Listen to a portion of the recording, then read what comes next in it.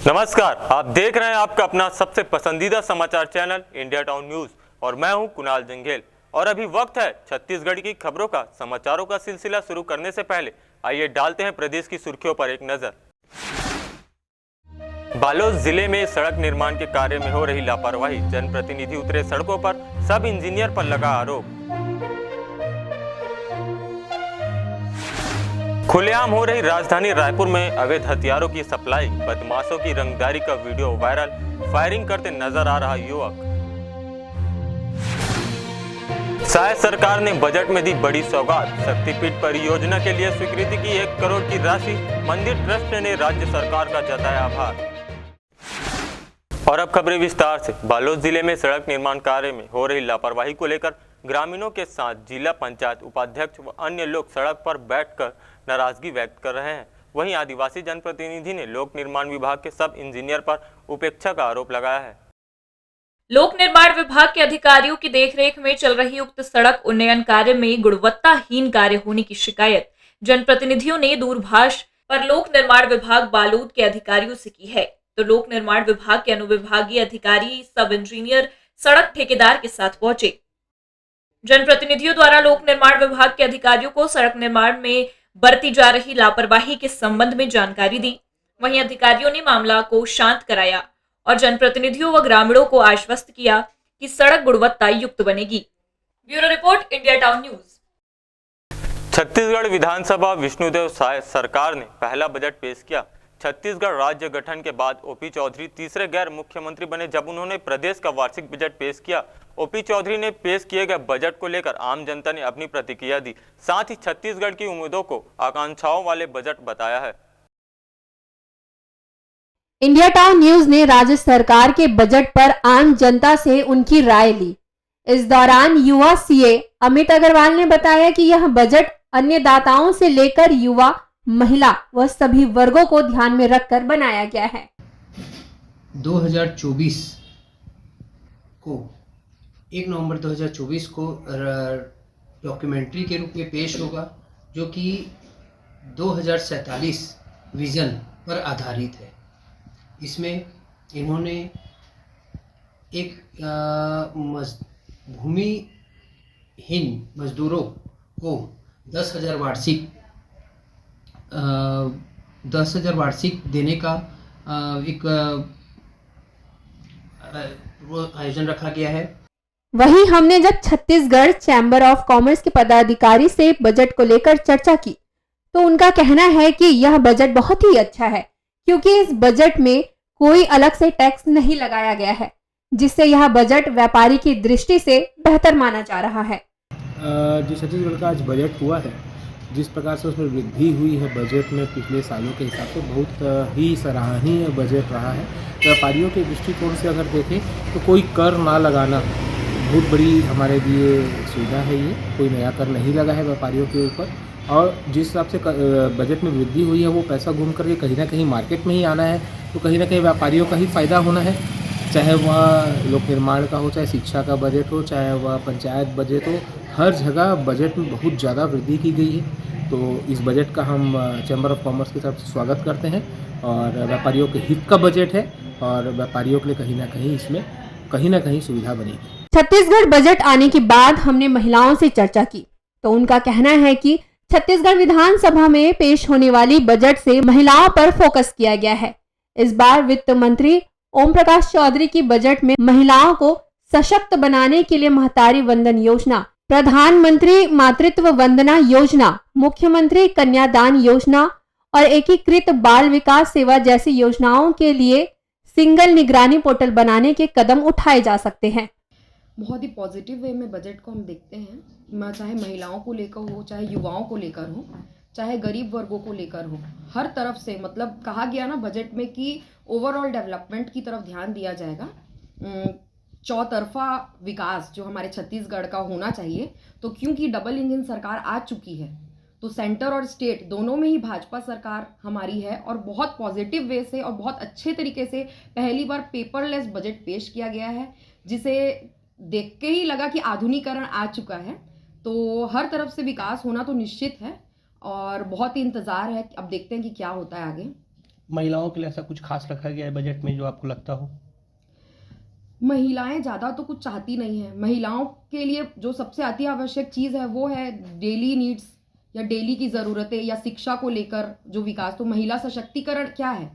हर महिला के अंदर शक्ति है, बस उस शक्ति को निखारना, उसको सपोर्ट करना। तो जो हमारी भाजपा की सरकार है वो पूरी तरीके से महिलाओं के सपोर्ट में बहुत कुछ करेगी और मुझे तो यकीन है कि आने वाले जो 5 साल हैं उसमें हमारे छत्तीसगढ़ और रायगढ़ शहर में बहुत बदलाव आएगा, ऐसा जो अभी तक नहीं आया है। इंडिया टाउन न्यूज के लिए रायगढ़ से विपिन सवानी की रिपोर्ट। नगर निगम चौक के सौंदर्यीकरण एवं व्यवस्थित करने के लिए निगम प्रशासन द्वारा कलेक्टर के मार्गदर्शन में विकास कार्य किया जा रहा है। इसके तहत नगर निगम की टीम ने शहीद पार्क चौक का अवलोकन किया। आपको बता दें कि शहीद पार्क चौक के बीच बने स्मारक के कारण आए दिन दुर्घटना की आशंका बनी रहती है। बीते दिनों शहीद पार्क चौक में सड़क दुर्घटना से 2 युवकों की मौत हो गई थी, जिसके बाद निगम प्रशासन की नींद खुली और चौक में लगे स्मारक को तोड़कर कहीं और स्थापित किया जा रहा है। इसी कड़ी में नगर निगम की टीम ने औचक निरीक्षण कर ट्रैफिक व्यवस्थाओं का जायजा लिया। लगातार जो है चौक चौराहों को सौंदर्यीकरण करने और व्यवस्थित करने के लिए जिला प्रशासन के साथ में कलेक्टर सर का मार्गदर्शन में काफ़ी काम हो रहा है। उसी के तहत हम पूरी टीम के साथ में, नगर निगम की टीम के साथ में आज ये शहीद पार्क चौक को भी देख रहे हैं। इसमें बेसिकली जो बीच का आइलैंड है उसको हम लोग तोड़ दिए हैं, हटा दिए हैं। अब उसके बाद फिर हम बीच में किस प्रकार से ट्रैफिक के हिसाब से सिग्नल को कैसे व्यवस्थित करें और कहाँ से ट्रैफिक को हम डाइवर्ट कर सकते हैं ताकि दोनों रोड प्रभावित ना हो, इसके लिए प्लान कर रहे हैं और प्लानिंग करने के बाद फिर हम आगे इसमें क्रियान्वित करेंगे। इंडिया टाउन न्यूज के लिए जगदलपुर से मोहम्मद अल्ताफ की रिपोर्ट। नगर पुलिस अधीक्षक विकास कुमार ने ज्ञानगुड़ी में प्रतियोगी परीक्षा की तैयारी करते हुए बच्चों को प्रोत्साहित करते हुए इस दौरान उन्हें बच्चों को टाइम मैनेजमेंट के बारे में बताया और परीक्षा से डर दूर करने के लिए अपना अनुभव साझा किया। वहीं बच्चों को अपने जीवन से सीख लेकर आगे बढ़ने की प्रेरणा दी। आज CSP सर जो स्वयं में IPS अधिकारी हैं, उन्होंने ये बताया कि परीक्षा में जो टाइम मैनेजमेंट कैसे करना है और परीक्षा पे जो डर है, एक्चुअल में परीक्षा पे चर्चा का जो हमारे यहाँ अभियान चल रहा है उसके तहत उन्होंने टाइम मैनेजमेंट और परीक्षा का डर दूर करने के लिए अपने अनुभव को शेयर किया और बच्चों को मोटिवेट किया। CSP सर ने बच्चों को अपने जीवन से सीख लेकर आगे बढ़ने के बारे में बताया उन्होंने। और उनकी जो आर्थिक स्थिति थी पहले अच्छी नहीं थी और उन्होंने कैसे तैयारी की। उनके घर में सरकारी नौकरी में बड़े पद पर कोई भी नहीं था, उसके बाद भी वो यहाँ तक पहुँचे। उनका कहना यही था कि आप खुद पर विश्वास करिए और ये मत सोचिए कि आपका पारिवारिक बैकग्राउंड कैसा है, आगे बढ़िए। आप किसी भी पद को, किसी भी सफलता को आप हासिल कर सकते हैं। प्रदेश के अग्रणी दिग्विजय महाविद्यालय में वार्षिक उत्सव व पदक वितरण समारोह आयोजित हुआ, जिसमें पूर्व सांसद अभिषेक सिंह शामिल हुए। वहीं इस अवसर पर कॉलेज के प्राचार्य KL टांडेनकर व कलेक्टर संजय अग्रवाल और भारतीय जनता पार्टी के वरिष्ठ नेता बड़ी संख्या में उपस्थित रहे। राजनांदगांव शहर के शासकीय दिग्विजय स्वशासी स्नाकोत्तर महाविद्यालय में वार्षिकोत्सव व पदक वितरण समारोह आयोजित हुआ। वहीं कार्यक्रम का शुभारंभ दीप प्रज्वलित और मां सरस्वती की छायाचित्र पर पूजन के पश्चात हुआ। इस अवसर पर कॉलेज के होनहार छात्र छात्राओं को गोल्ड मेडल व प्रशस्ति पत्र वितरण किया गया। वहीं कॉलेज के छात्र छात्राओं ने सांस्कृतिक कार्यक्रम में भी बढ़ चढ़कर हिस्सा लिया। कार्यक्रम के मुख्य अतिथि पूर्व सांसद अभिषेक सिंह ने पत्रकारों से चर्चा करते हुए कहा, ऐतिहासिक व ऊर्जावान कॉलेज के वार्षिक उत्सव और पदक वितरण समारोह में शामिल होकर ऊर्जा के अनुभव लेने का अवसर मिला। पदक वितरण व वार्षिक उत्सव कार्यक्रम का NSUI छात्र संगठन के कार्यकर्ताओं ने विरोध किया। उनका कहना है कि इतिहास में पहली बार देखने को मिल रहा है जिसमें नगर के प्रथम नागरिक हेमा देशमुख को नहीं बुलाया गया है। देखिए, दिग्विजय कॉलेज राजनांदगांव में आज इनका वार्षिकोत्सव और हम सबका सौभाग्य रहा कि इस ऐतिहासिक और ऊर्जावान कॉलेज की ऊर्जा का एक अनुभव लेने का अवसर मिला। उम्मीद करता हूं कि पूरे प्रदेश में सबसे बड़े महाविद्यालयों में से एक दिग्विजय कॉलेज पुनः आदरणीय विष्णुदेव साई जी के सरकार के नेतृत्व में और हमारे विधायक आदरणीय डॉक्टर रमन सिंह जी के नेतृत्व में पुनः इस महाविद्यालय को 2047 के विजन के साथ विकसित करने का एक प्रयास भारतीय जनता पार्टी की सरकार में शुरुआत होगी। एक ऐसा महाविद्यालय जो 6,500 बच्चों को रेगुलर और लगभग 12,000 बच्चों को प्राइवेट उसमें शिक्षा दे रहा है। अपार संभावनाएं हैं और इन संभावनाओं को मूर्त रूप देने की कोशिश हम सब मिलकर करेंगे। देखिए, विपक्ष का काम होता है विरोध करना। हम अपनी जिम्मेदारी पूरी तरीके से निभा रहे थे, लेकिन भाजपा की पुलिस है, भाजपा की सरकार है, वो विरोध न झेलकर छात्र नेताओं को गिरफ्तार कर रहे हैं और द्वेषपूर्ण राजनीति कर रहे हैं। अभी सरकार बने 2 महीना भी नहीं हुआ, शुरू के 2 महीने में इनका ये हाल है, तो अभी तो आने वाले 5 साल है, तो 5 साल में कितने नीचे गिरेंगे ये तो सरकार और भाजपा ही बताएगी। गिरफ्तार इसलिए किया गया है क्योंकि दिग्विजय महाविद्यालय जिले का सबसे बड़ा महाविद्यालय है, जहाँ राजनांदगांव जिले के पूरे बच्चे पढ़ते हैं। साथ ही राजनांदगांव के प्रथम नागरिक हेमा देशमुख जी, उस वार्ड के पार्षद कुलबीर छाबड़ा जी, राजनांदगांव के सबसे बड़े छात्र नेता निखिल द्विवेदी जी, किसी को भी इस कार्यक्रम में आमंत्रित नहीं किया गया था, जिसका विरोध एनएसयूआई कर रही थी कि जो कार्यक्रम है वो शासकीय कार्यक्रम है और जो जनप्रतिनिधि वो भी शासकीय जनप्रतिनिधि हैं, तो कांग्रेस और भाजपा दोनों के नेताओं को बराबर बुलाया जाए और वो दोनों को बराबर सम्मान दिया जाए। लेकिन दिग्विजय महाविद्यालय प्रशासन द्वारा किसी भी तरीके से किसी भी कांग्रेस नेताओं को आमंत्रित नहीं किया गया, सिर्फ भाजपा नेताओं को आमंत्रित कर उस कार्यक्रम को भाजपा का बना दिया गया, जिसका विरोध एनएसयूआई कार्यकर्ता कर रहे थे। आज राजनांदगांव में दिग्विजय महाविद्यालय में वार्षिकोत्सव समारोह हो रहा है, जिसमें इतिहास में पहली बार ऐसा हुआ है कि नगर के प्रथम नागरिक जो है उनको नहीं बुलाया गया है, ना कि उनका आमंत्रण जो कार्ड होता है उस कार्ड में उनका नाम नहीं है, उस वार्ड के वार्ड पार्षद का भी नाम नहीं है। यह बीजेपी की अच्छी राजनीति है। इसका विरोध हमने कल प्रशासन के माध्यम से किया था दिग्विजय महाविद्यालय में, तो उन्होंने कहा था कि हम उनको बुलाया जाएगा और कार्ड फिर से छपवाया जाएगा, लेकिन ऐसा अभी तक हमको ना ही जानकारी मिली ना ही ऐसा हुआ। आज जब वार्षिक उत्सव में हम जब गए तो वहाँ पे हमने विरोध जताया और हमारे एनएसयूआई के कार्यकर्ताओं को गिरफ्तार कर दिया गया। और यहाँ का कि मेरे घर में आके पुलिस वालों ने गिरफ्तार करने की कोशिश की और मुझे उठाया गया बाद में और बताया गया कि बीजेपी के माध्यम से हम ये सब कर रहे हैं। राजनांदगांव से इंडिया टाउन न्यूज के लिए अमित चटर्जी के साथ ऐश्वर्या श्याम। प्रदेश के मुख्यमंत्री विष्णुदेव साय शुक्रवार को मुंगेली पहुंचे। जिले के झालियापुर गांव में आयोजित श्री सिद्धेश्वर शिव महापुराण कथा में सीएम शामिल हुए। यहां उन्होंने 11 कुंडीय रुद्र महायज्ञशाला का परिक्रमा कर व्यासपीठ पर विराजमान कथा प्रवक्ता ब्रिजनंदन जी महाराज को साल और श्रीफल भेंट कर उनका स्वागत किया। साथ ही प्रदेश की सुख समृद्धि और खुशहाली के लिए उनसे आशीर्वाद लिया। श्री सिद्धेश्वर शिव महापुराण कथा में सीएम साय शामिल हुए। इस दौरान उन्होंने कहा कि प्रदेश के धान किसानों के खाते में जल्द ही धान की अंतर की राशि का भुगतान किया जाएगा। मुख्यमंत्री साय ने कथा सुनने पहुंचे श्रद्धालुओं से कहा कि भगवान शिव देवों के देव महादेव भोले और अभय दानी है। वे सच्ची भाव भक्ति में दुश्मनों को भी वरदान दे देते हैं। उन्होंने कहा कि कहीं भी कथा होने से न केवल उस क्षेत्र को बल्कि दूर दूर तक इसका पुण्य लाभ मिलता है। इस महायज्ञ का फायदा यहाँ के लोगों सहित हमारी सरकार को भी मिलेगा। आमंत्रण पर हम लोग यहाँ पर शिव पुराण कथा में शामिल हो पाए और ये कथा ये यज्ञ पूरे क्षेत्र के खुशहाली के लिए हो रहा है।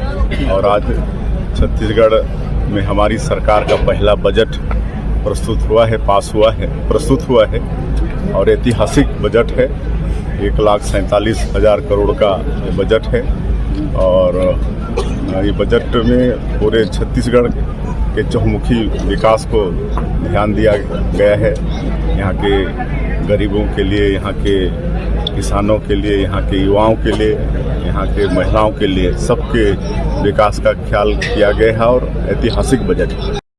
श्री सिद्धेश्वर शिव महापुराण कथा में उप मुख्यमंत्री अरुण साव, खाद्य मंत्री दयालदास बघेल सहित भाजपा कार्यकर्ता बड़ी संख्या में मौजूद रहे। मुंगेली से इंडिया टाउन न्यूज के लिए उमेश दिवाकर की रिपोर्ट। वक्त हो चला एक छोटे से ब्रेक का, बने रहिए इंडिया टाउन न्यूज के साथ। किसने रची साजिश, कौन हुआ शिकार, अदावत से अपराध तक का लेखा जोखा, कैसे खेला गया जुर्म का घिनौना खेल। अपराध की दुनिया और अपराधियों के पैकरों से आपको करने बाखबर।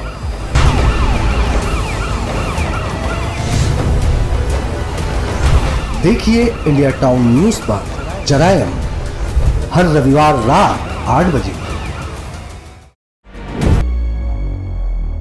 देखिए इंडिया टाउन न्यूज पर संविधान और आप हर बुधवार शाम 4 बजे। ब्रेक के बाद आपका स्वागत है। छत्तीसगढ़ सरकार का पहला वार्षिक बजट आज वित्त मंत्री ओपी चौधरी ने सदन में पेश किया। प्रदेश सरकार की ओर से वित्त मंत्री ओपी चौधरी ने रतनपुर के लिए बड़ी सौगात देते हुए शक्तिपीठ परियोजना के तहत धार्मिक नगरी रतनपुर में महामाया मंदिर शक्तिपीठ को विकसित करने के लिए 1 करोड़ की राशि स्वीकृत की है। आपको बता दें कि रतनपुर को धार्मिक नगरी भी कहा जाता है। यहाँ स्थित शक्तिपीठ महामाया मंदिर में दर्शन के लिए देश विदेश से प्रतिदिन हजारों की संख्या में श्रद्धालु आते हैं। प्रदेश सरकार की पहल से शक्तिपीठ मंदिरों को विकसित करने की योजना बनाई गई है। इस परियोजना से बिलासपुर जिला ही नहीं बल्कि देश विदेश में रतनपुर महामाया मंदिर की ख्याति फैलेगी और विश्व स्तर पर रतनपुर शक्तिपीठ मंदिर की पहचान बनेगी। बजट में प्रस्ताव होने से नगरवासी समेत मंदिर ट्रस्ट ने बजट का स्वागत किया और राज्य सरकार के इस प्रस्ताव का आभार जताया है। रतनपुर एक धार्मिक एवं ऐतिहासिक नगरी है। रतनपुर का एक अलग इतिहास है। वो छत्तीसगढ़ के प्राचीन राजधानी भी रहा है। आज भारतीय जनता पार्टी की सरकार छत्तीसगढ़ के यशस्वी मुख्यमंत्री विष्णुदेव साय जी की अगुवाई में रतनपुर के विकास के बारे में सदन में चर्चा हुई। 5 शक्तिपीठ को जोड़ने में रतनपुर का भी स्थान मिल रहा है और वर्षों पुराना जो यहाँ जल की समस्या के बारे में भी सदन में चर्चा हुई। मैं 25,000 जनता की ओर से वर्तमान सरकार को धन्यवाद ज्ञापित करूंगा कि उन्होंने रतनपुर के विकास की चिंता की और सदन में चर्चा की। इंडिया टाउन न्यूज के लिए बिलासपुर से दिलीप अग्रवाल की रिपोर्ट। राजधानी रायपुर में अवैध हथियारों की सप्लाई खुलेआम हो रही है। पिछले कुछ दिनों से सोशल मीडिया पर हथियारों के साथ बदमाशों की रंगदारी का वीडियो भी वायरल हो रहा है। हाल ही में एक वीडियो भी सामने आया है जिसमें युवक पिस्टल के साथ फायरिंग करते हुए नजर आ रहा है। राजधानी में इन दिनों गुंडे बदमाशों के हौसले बुलंद होते जा रहे हैं। कानून व्यवस्था को ठेंगा दिखाते हुए बदमाशों का सोशल मीडिया प्लेटफॉर्म इंस्टाग्राम में कुछ वीडियो तेजी से वायरल हो रहा है।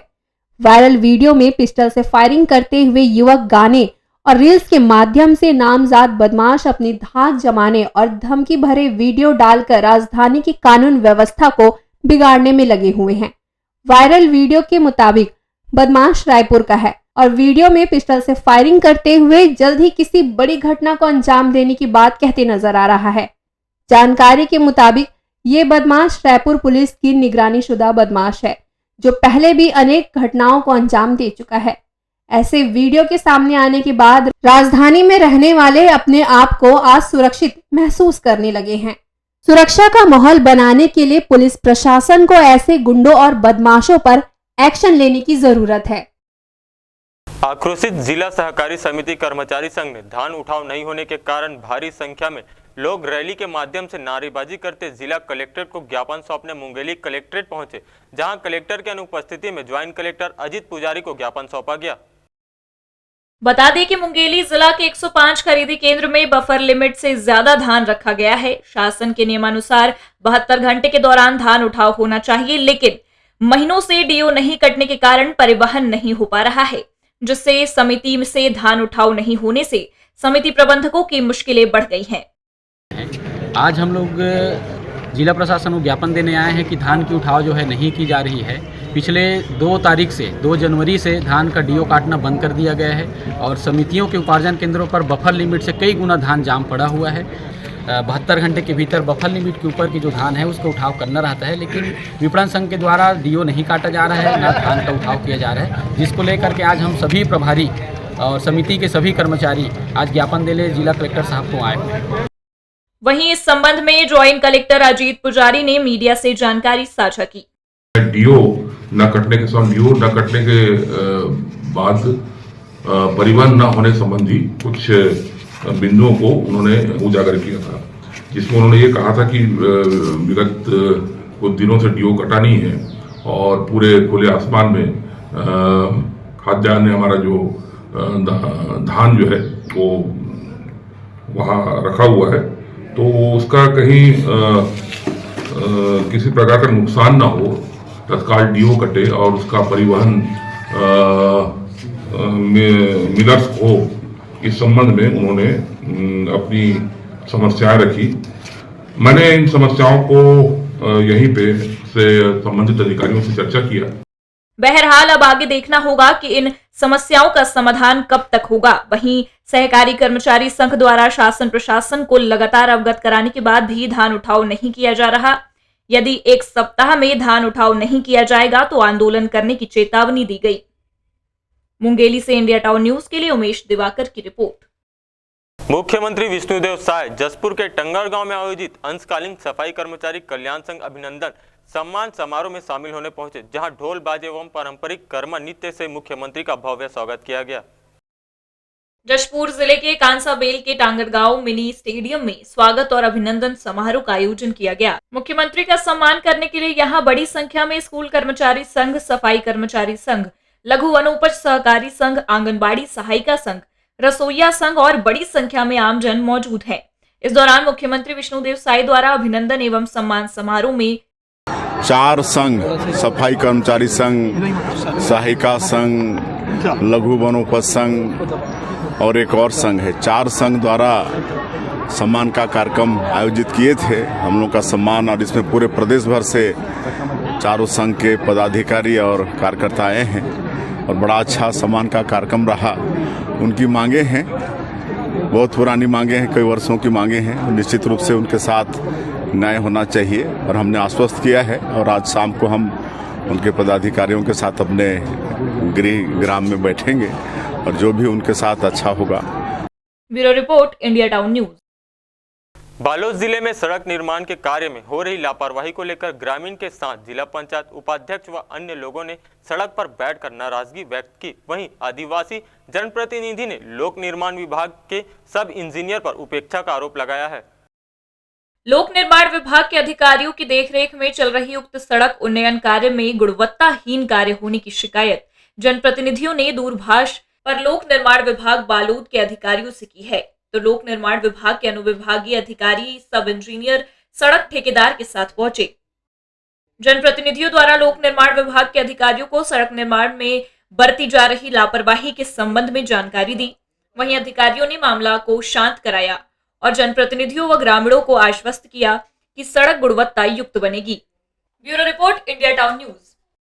ये थी अब तक की महत्वपूर्ण खबरें। छत्तीसगढ़ और मध्य प्रदेश की खबरों, जानकारी और स्पेशल स्टोरी से जुड़े रहने के लिए आप तुरंत ही इंडिया टाउन न्यूज के यूट्यूब चैनल को लाइक और सब्सक्राइब जरूर करें। अब मुझे दीजिए इजाजत, नमस्कार। मिलिए सबसे बड़ी खबर से, छोटे शहर की बड़ी कहानियां। हमने वो देखा जो अनकहा है। अब खबर आपकी उंगलियों पर, खबरों से परे, हर खबर पर हमारा नजरिया। इंडिया टाउन न्यूज, भारत की बात।